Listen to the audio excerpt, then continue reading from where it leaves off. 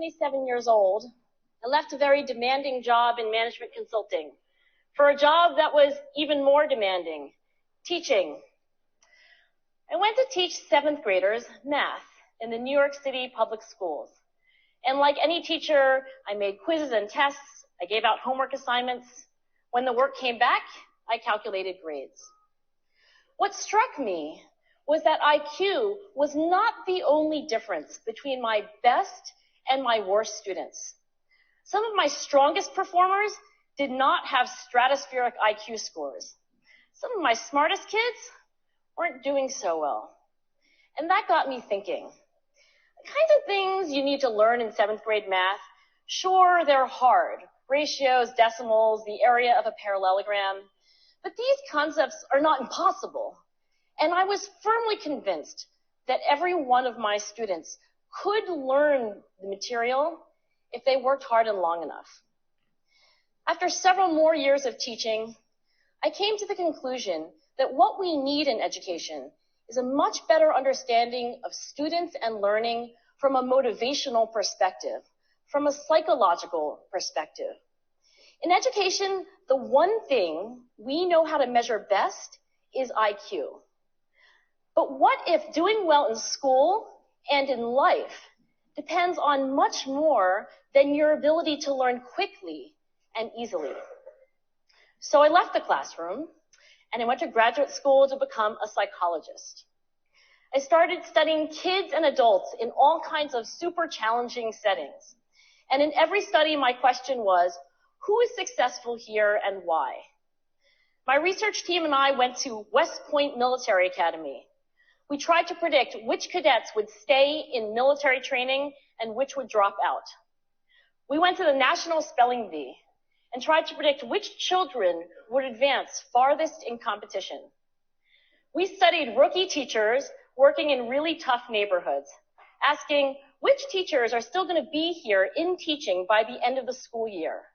And of those, who will be the most effective at improving learning outcomes for their students? We partnered with private companies asking which of these salespeople is going to keep their jobs and who's going to earn the most money. In all those very different contexts, one characteristic emerged as a significant predictor of success. And it wasn't social intelligence, it wasn't good looks, physical health, and it wasn't IQ. It was grit.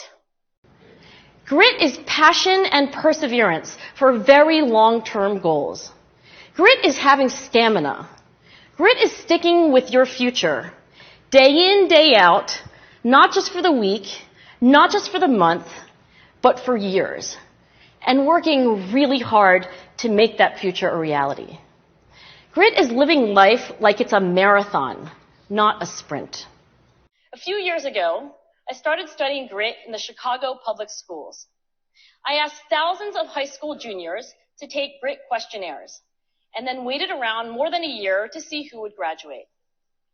Turns out that grittier kids were significantly more likely to graduate, even when I matched them on every characteristic I could measure, things like family income, standardized achievement test scores, even how safe kids felt when they were at school.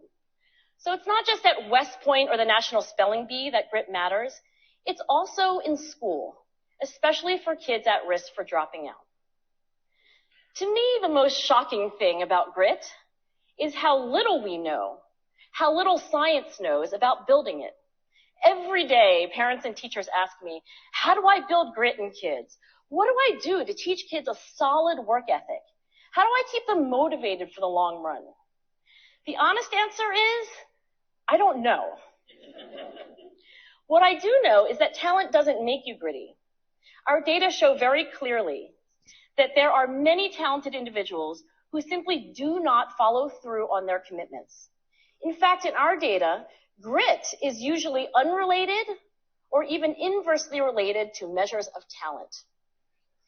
So far, the best idea I've heard about building grit in kids is something called growth mindset. This is an idea developed at Stanford University by Carol Dweck, and it is the belief that the ability to learn is not fixed, that it can change with your effort.